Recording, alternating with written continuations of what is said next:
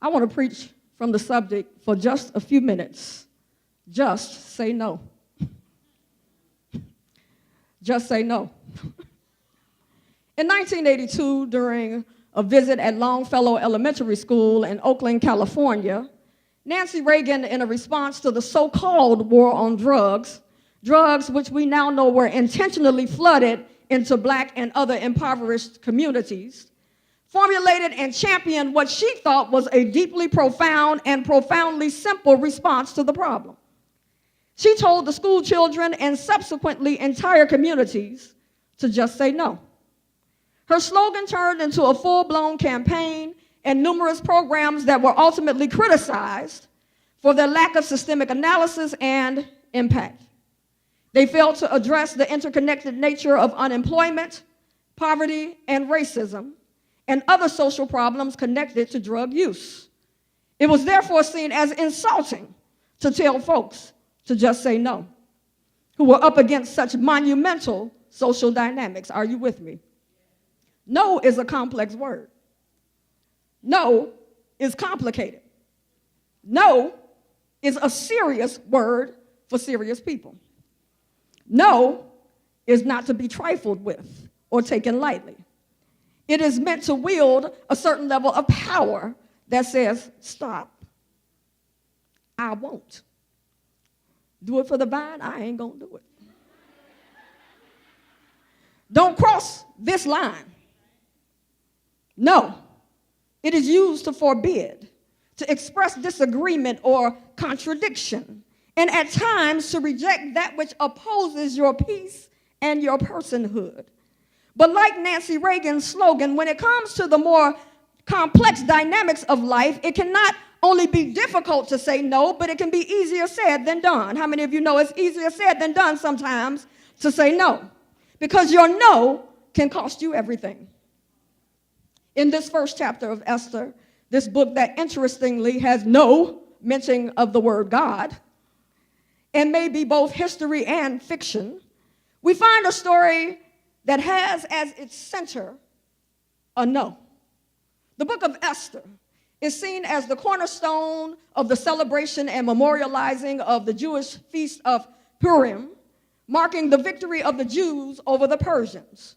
Dorothy Akoto in the Africana Bible reminds us that this book addresses issues of identity, survival, and cultural preservation.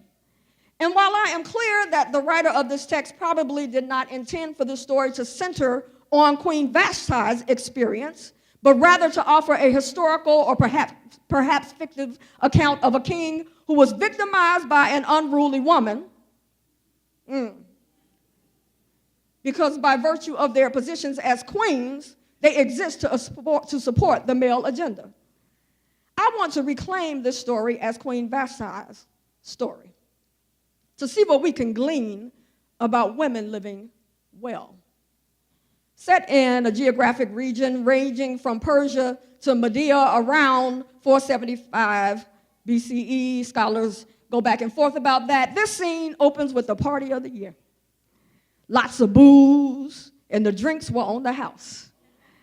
Perhaps there were some live musicians, and they were playing all of the top hits, and folks were yelling, "That's my jam," like I did up here when y'all sang. How excellent. Come on.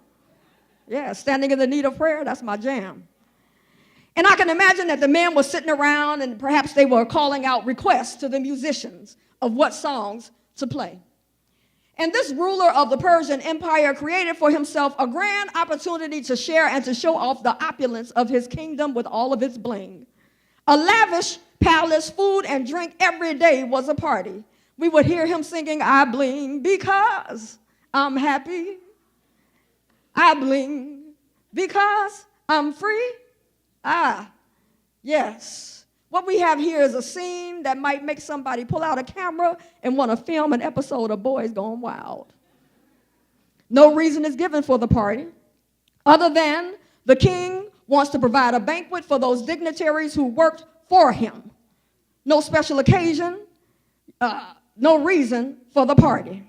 They gathered in the splendor of the king's palace, and any woman approaching would see a sign reminiscent of many a boy's treehouse in the backyard that said, "No girls allowed." Y'all remember the Little Rascals. This is perhaps the nightmare of every sister in a relationship or who is married to a man who spends way too much time with his boys. This was a males-only party that lasted more than 180 days, only to be followed by a second event that lasted 7 more.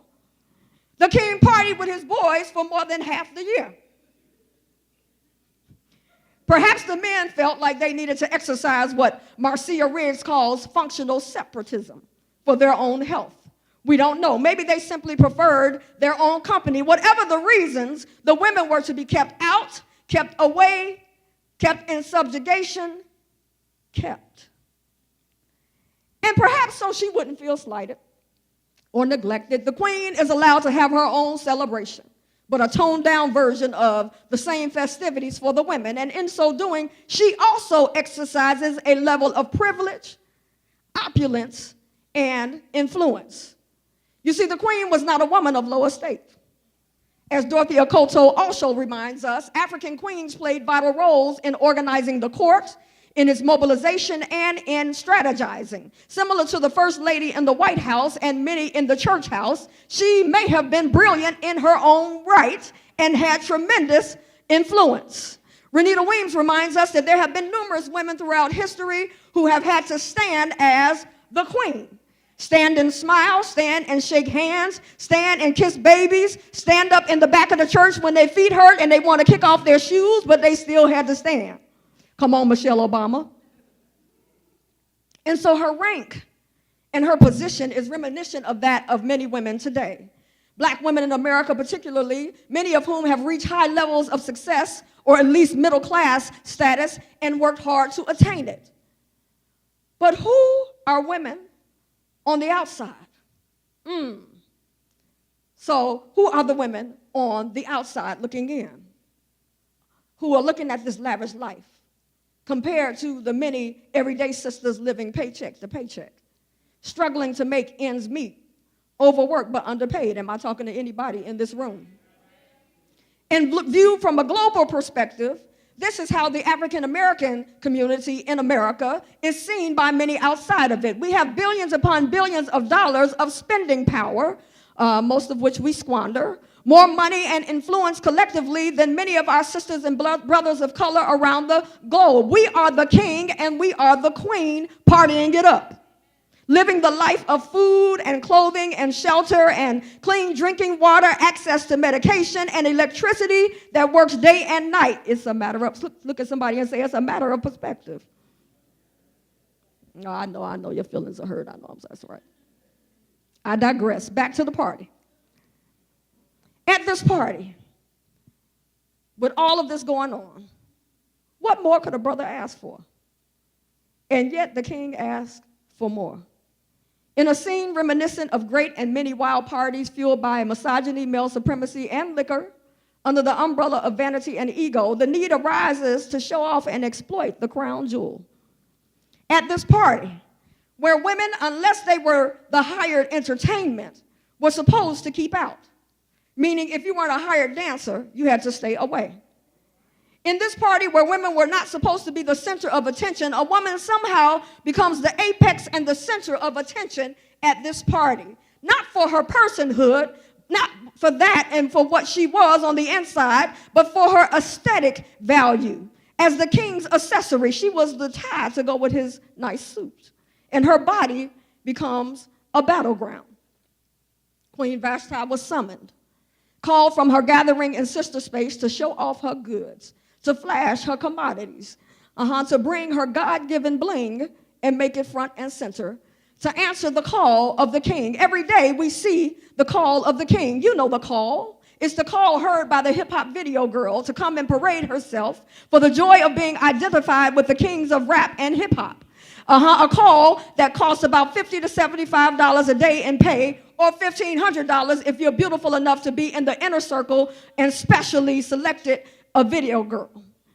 For many, it's the call to move beyond parading at the strip club, a step up, to use the only commodity that they think they have, their bodies, on the big screen. But it ends up being the call to place the self back on the auction block under the guise of capitalistic progress.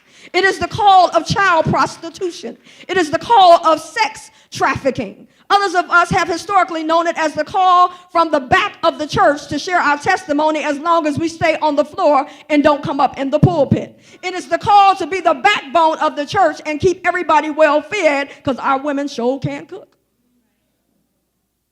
It is the call of the pastor who calls women out of their names. Last week in Baltimore. And who uses language that is misogynistic and disrespectful in its reference to women. But the same question hurled at the situation to this queen continues to ring loud for us today. What will you do when the king calls for you? Oh, Lord. What will you do, women of New Life, when the king calls for you? The king in the state capitol, the king in the White House, the king in the church. Kings that you meet every day on the street that yell at you out of their car windows. Kings that want to talk to you about what you don't want to hear about. And not just the king, a person, because this is not just bashing our brothers, but the king represents the spirit of vanity and egocentrism, the spirit of misogyny and exploitation, which women also embody, the spirit of work day and night, taking care of everybody else but yourself. That's the call of the king. The queen is called to come forth. And to the shock and absolute horror of everybody there, in an act of utter defiance and the subsequent humiliation of the king, she said, I ain't gonna do it.